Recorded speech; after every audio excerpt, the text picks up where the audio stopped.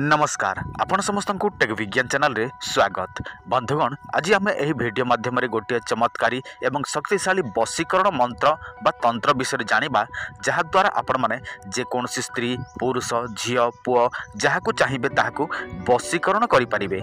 देखंतु यह हेउछि सबुठारु शक्तिशाली वशीकरण प्रयोग विधि।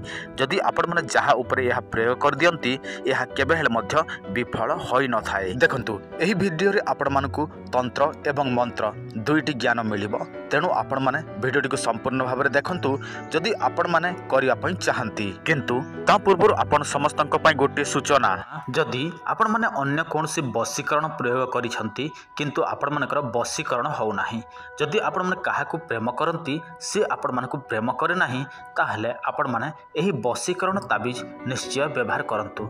देखंतु आपण जहाकू वशीकरण करिवे से व्यक्तिर नाम केवल आमको देबे एवं आपणकर नाम देबे, ता सहित एड्रेस देले आमे आपण मानकू यह बाय पोस्ट माध्यम रे पठाई देबु। 7-8 दिन मध्यरे यह पाई जिवे एवं आपणकर नाम अनुसार यह कार्य करिथाए 7 दिन 11 दिन 21 दिन मध्यरे। आ यह आपण मानकू 100% ग्यारंटी माध्यम रे दिया जाय थाए, तेणु चिंता करिवार कोनोसी आवश्यक नाही। यह पूर्व अनेक लोक एही ताबिज नै सारिछंती।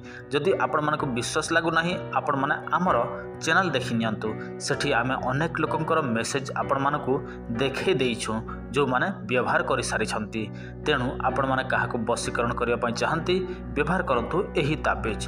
ता सहित आपण माने सट्टा जुआ लॉटरी गंजा लड़ई खेल जदि खेलंती ताहले व्यवहार करंतु ध्रुत विजय ताबिज। देखंतु आपण मानकू किछि करिवार नाही, आमे आपण मानकू सब किछि प्रस्तुत करिकि पठाई देबो। एही वशीकरण प्रयोग निमंते आपण मानकू दुईटी जिनिस दरकार पड़िबो। गोटे हैला नाली सूता एवं द्वितीय हैला हलदी गुंड। देखंतु एही दुईटी जिनिस आपण माने संग्रह करि नेबे। तापर आपण मानकू सर्वप्रथम गोटे काम करबाक पड़िबो।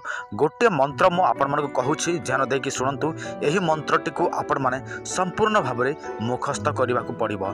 देखंतु एही मंत्र को मुखस्थ न करिवे आ आपण मन रे रखिबे नाही, ताहले केबे हेले मध्य कोनोसी प्रयोग करि परिबे नाही। तेणु आपण माने एही मंत्रटी को मुखस्थ करंतु। जेते बेले आपण माने आखि बंद कर देबे ऑटोमेटिकली एही मंत्र आपण पाटी रे उच्चारण होई जिवो। सेही भाबरे आपण माने मुखस्थ करि नियंतु। मंत्रटी हैला ओम क्लीं अमुकं मम वशं कुरु स्वाहा। ओम क्लीं अमुकं मम वशं कुरु स्वाहा। देखंतु जो जगह रे अमुकं कहिछि सेही जगह रे आपण माने सेही व्यक्तिर नाम को उच्चारण करिवे एवं आपण माने एही मंत्रटी को 108 संख्या रे हलदी एवं सेही नाली सूता रे अभिमंत्रित करिवे। तापरे सेही सूता को कोन करिवे, जो हलदी रखिथिबे गुंड सेटा को सेही सूता रे बळी देबे, माने लगेई देबे, से सूता ऊपर लगेई देबे। तापर देखिबे कोनसी एक स्थान रे जदी अश्वत्थ गछ अच्छी किंबा बट वृक्ष अच्छी सेठिकी नहीं कि जीवे एवं से सूताटी को आपण माने से व्यक्तिर रूप गुण नाम स्मरण करेंगे एवं से सूतारे से गछटी को बांधी देबे। बस एतिकी करदेवे। तापर देखिए किछि समय मध्यरे नचेत किछि दिन मध्यरे से व्यक्ति आपण कठारे वशीकरण हो जीवो। किंतु जहाँ भी करिवे श्रद्धा विश्वास भक्ति भाव रखिकी करिवे। किंतु आपण माने कोनोसी झियो को किंबा पुओ को वशीकरण करिया पई जाउछंती, आगरू आपण माने संभोग इच्छा करिवे नाही किंबा काम वासना रे आपण मानक मन को लिप्त करिवे नाही।